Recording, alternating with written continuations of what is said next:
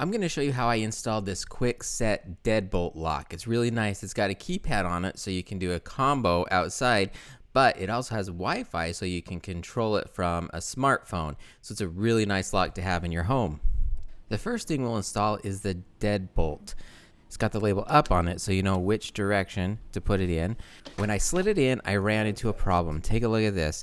It's too long. In fact, it doesn't even go flush against the door. It's so long. But there's a little trick with this deadbolt that will take care of that problem.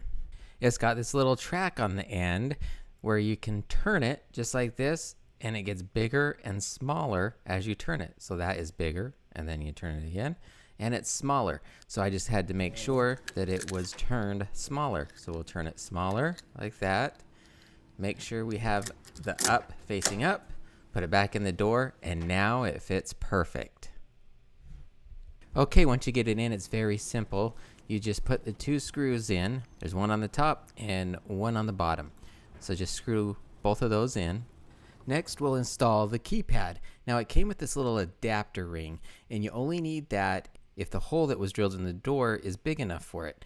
Some of the holes in doors are too small, and you won't need that. But mine fit perfect with the adapter. Now, I also want you to take a look at the cord that's sticking out and where I put it. You'll notice the cord I put there in the bottom. I fed it through the bottom. And then we'll take the plate that came with the assembly and put it on the other side.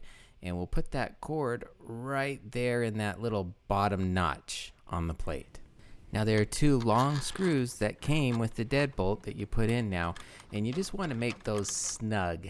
You don't want it real tight because you want to be able to move the plate and the keypad so that you can level both of them and make them level before you tighten those screws. After we tighten those screws, we'll install the knob that goes on the inside of the door. Now, the first thing you'll want to do is put the key in the lock and turn it out so that the bolt is in the locked position.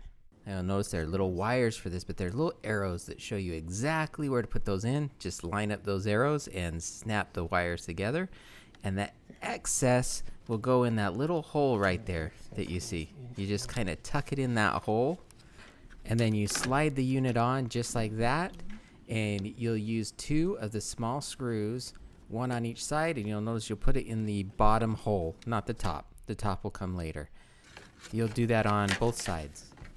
Now we'll install the outer housing. You'll notice in the outer housing there's a little screw in there. You'll want to take the screw out where I was just pointing. That way you can take the cover off and change the batteries out easily when it's installed. They have that screw on there as a security reason. I like to take the screw out just because it's easier to get to the batteries, but it's really personal preference. Okay, we're going to put that knob in the 12 o'clock position, straight up and down just like that. That allows it to slide right into place, and that's the reason why we had the bolt in the locked position, so that it would slide on easily just like that. Now we'll put in the three smallest screws, and there's one for each side and then one on the bottom, so 3 total.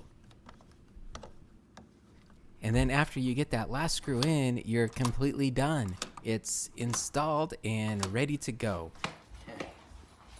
In my next videos, I'll show you how to program the keypad and also program it so it will work on an ADT security system. If this video helped you out, please consider subscribing to my channel, and thanks for watching.